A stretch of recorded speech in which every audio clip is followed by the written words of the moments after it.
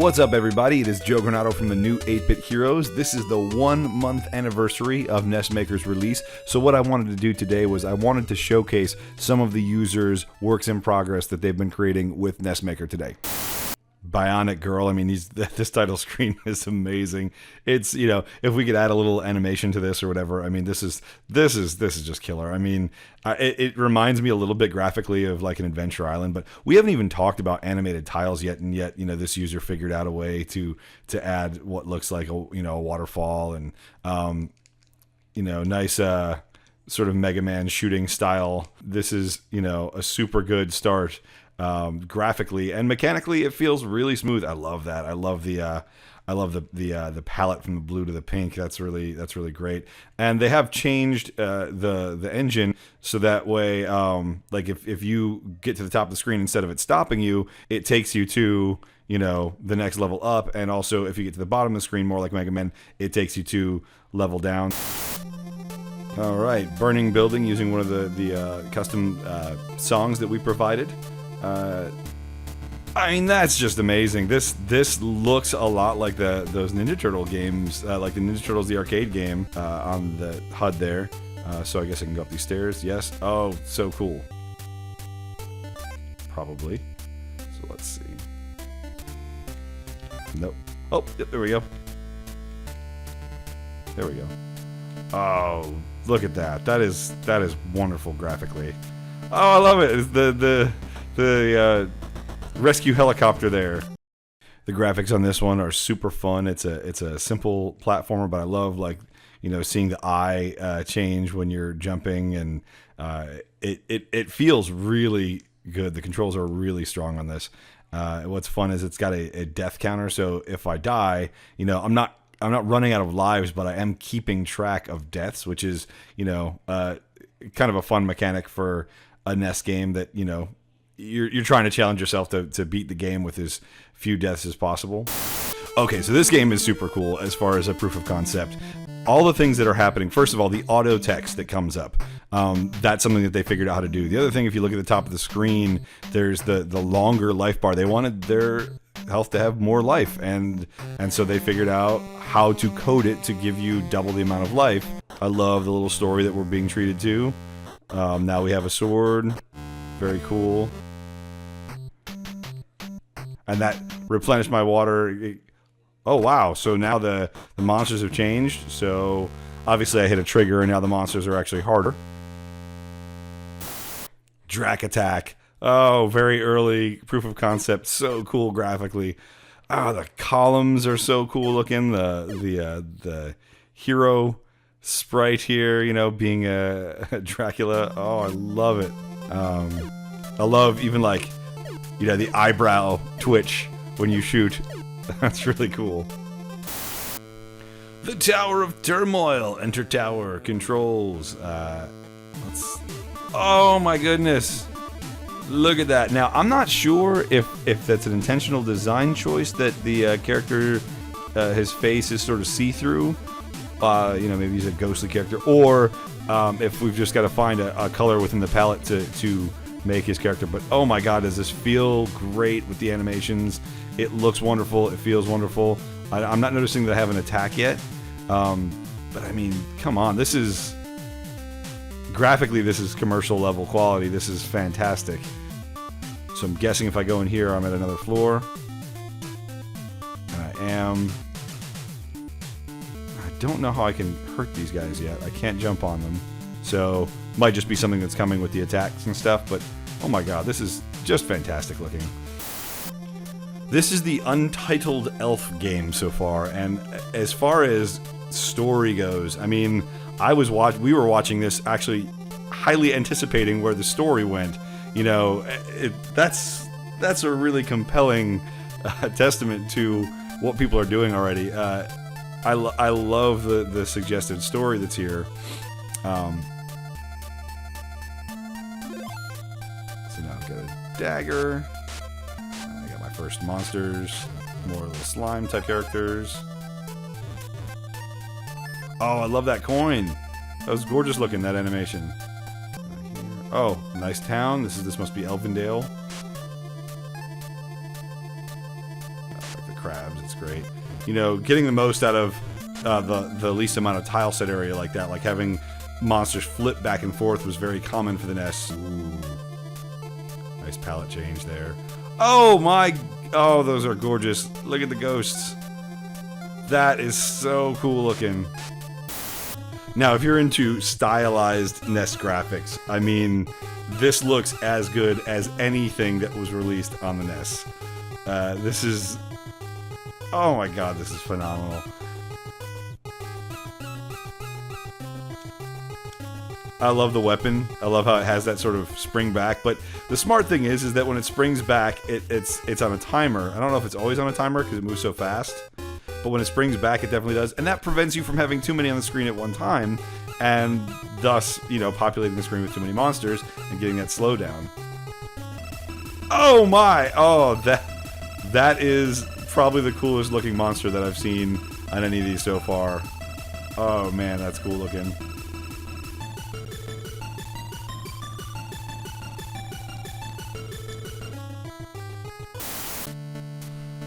Alright. Shokenduro, beginning. We've seen this coming along for a while now with the, since the beta. I love the trees, they're so evocative. And things like this, you know, really good game design where you've got a sign and it actually tells you, you know, it feels very non-linear.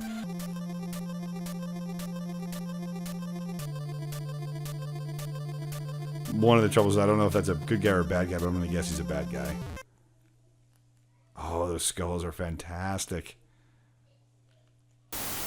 I remember seeing the graphics for this when the user originally posted it. Be like, there's no way you're going to make that start screen. It's too colorful, it's too whatever. This looks amazing. And here it is playing in game, so that's great. This is phenomenal. The graphics here are phenomenal. Again, we've sort of gone with the Battle Kid style, you know, going up the screen, getting... Oh, whoa, whoa, whoa! Hey now. Looks like health is not implemented quite yet. I'm sure we're going to make this guy shoot before too long.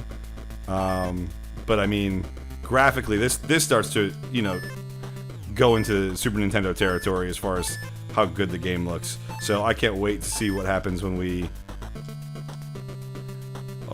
I can't wait to see what happens when we start adding all the mechanics. This is another user that used the auto text starting, and I love, you know, it's fun. First of all, I love the Game Boy aesthetic of this, and I love the HUD at the bottom. This game is very self-referential, which I love. You know, it's aware of the issues with the... It's aware of the issues with the engine, and it uses them as part of the narrative, like the fact that right now you can walk through the NPCs. It actually makes that part of the shtick. You know, the NPCs are talking about walking through each other, and you know, that's very clever. I love the simplicity of the graphics, but it works really well. It's more about the gameplay, and it's really fun to play. Like it's feels intuitive. Mr. Boot! Fun little platformer. I actually saw a video of this online. You get pizzas. I love the water. I love the animated water. That's great.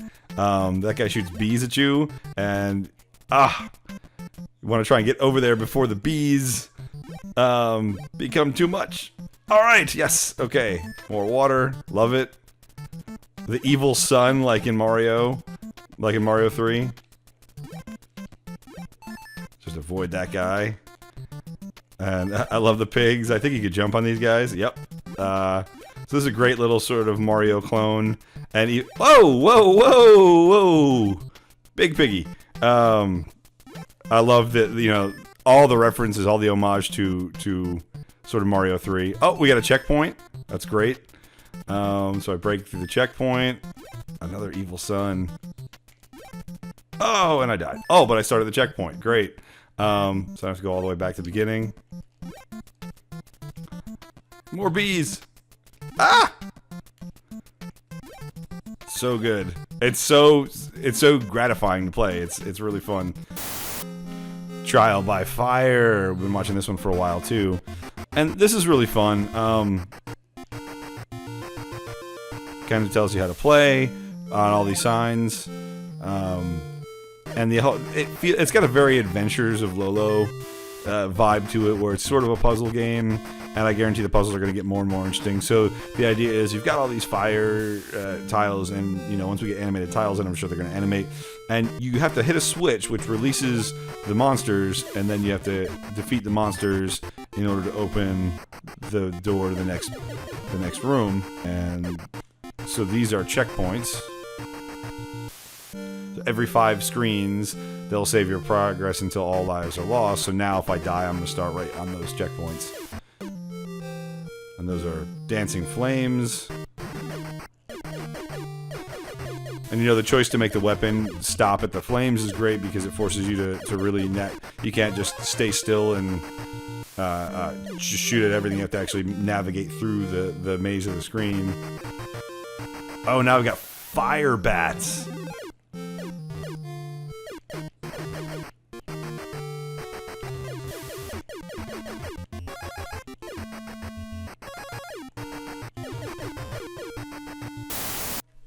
Monster Juice. Oh, I love him. I love this guy.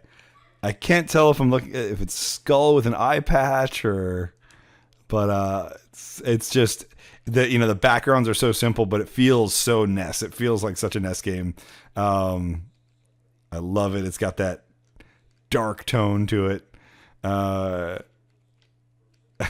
This is so neat. Oh, awesome zombie type characters. I love it.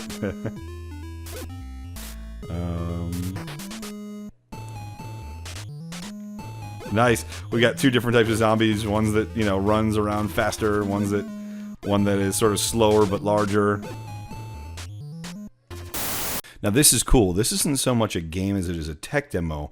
What the user wanted to show was how they were able to sort of get palette shifting. They're working on their boss level, and they wanted to show, okay, how they're able to make, color effects happen with background and things like that. So by pressing the select button, I'm getting this. By pressing the start button, I'm getting this. This is Gates of Antiquity. It's using another one of the stock music songs that we provided in the tutorials. But it's obviously, it is graphically gorgeous. They made their own font or imported somebody else's font. Great little story. I don't have any kind of weapon here, so I'm just sort of staying away from the monsters. There's my sword, so maybe now I can do some things. I get a sword. All right. Yes. Oh, this is a lot of fun. So this is almost like a tech demo type game, and I love it because what you get is you get a double jump, but you can't do it right now. I can see up at the top of the HUD what's supposed to happen is I'm supposed to get a double jump, and I'm guessing some sort of weapon maybe, but I don't have it yet, so I can't do a double jump yet. So having played through this, I know there's my double jump artifact right there. So now I can double jump. And, once a game is actually being made with this, now I can get across that. Now I've got monsters that I can defeat, and super gratifying. Awesome. All right, Vector Run is hilarious in its simplicity, yet how absolutely addictive it is. So the graphics are so simple. The challenge in this is that your movement is so fast, and the acceleration is set. It's super hard to control, and I don't mean that in a bad way. Like, that's the challenge. That's why it's a fun and addictive game to play. Jumping into the portal will send you to another dimension. Proceed with caution. Jumping into the portal. Jump in the portal. Oh! Now we get color. Fascinating. Oh, that's so much fun.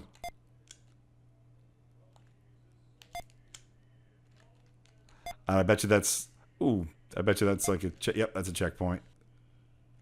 Anyway, great job at making something that's this fun to play with just colored blocky pixels. It's so much fun. All right, this is an interesting one. This isn't so much as a game. It's a tour of the warehouse where I think this user works, and it's kind of cool. You know, it's making a NES game for a different purpose than just entertainment. So, you know, this is a way of teaching someone the guiding principles of the company through game form, and that's just fascinating to me. That's great. So you explore the warehouse and you talk to people. They tell you things, and they give you some guiding principle of the company. So Mushroom now has a sword. And you know what's fun about the NES is that you can get away with really simple graphics. So even if you're somebody who doesn't have good graphic design skills, you can get away with, you know, simple graphics. And that's one of the best parts about this medium.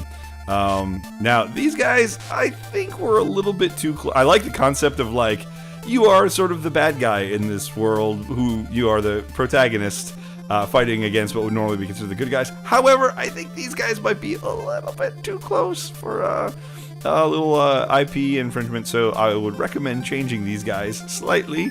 But I do appreciate the concept. See what this guy says.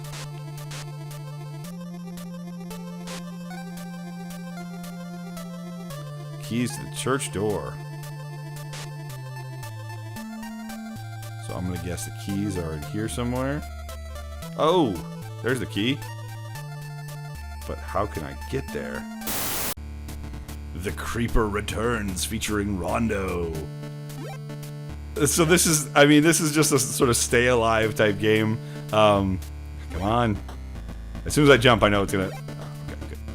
Oh, okay, good. You know, it uses a lot of the Mario things, and I guess you're freeing these ghosts. Sort of like the concept in Mario that you're freeing the mushroom people, you know. You're freeing these ghosts that have been turned to stone. Oh! And you know, the physics kind of work against you a little bit in this game. They become their own obstacle, and that's fine. I think that that's great. You know, you have to sort of remember where on the edge of the screen you can't run full speed because of, you know, you'll be at the edge. Like there. I love these gargoyles. You know, you really have to time your jump, and that's honestly what makes a good platformer, is having to think about your movements and timing your jumps. Whoa, whoa! Grim Reaper has a sword. That, or something. That was really cool. Witch's Weed. This is another one of those games that's sort of very graphically simple, but is highly addictive. A death counter or some record of achievement would be, you know, get to a certain level, and there might be after a certain amount of levels. I just haven't gotten to them yet. I like the flailing jump. That's fun.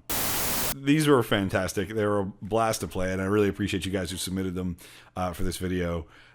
Just already with the 2 tutorials that we've posted, and your creativity has allowed you to create some very dramatically different games. And as the modules and the tutorials continue to churn out, and you guys start actually creating things and coming up with different ways to use the code, I can't even imagine where this is going to end up. I'm really looking forward to seeing, you know, NES, the next generation, a whole new library of really fun, really evocative new NES games. So thank you.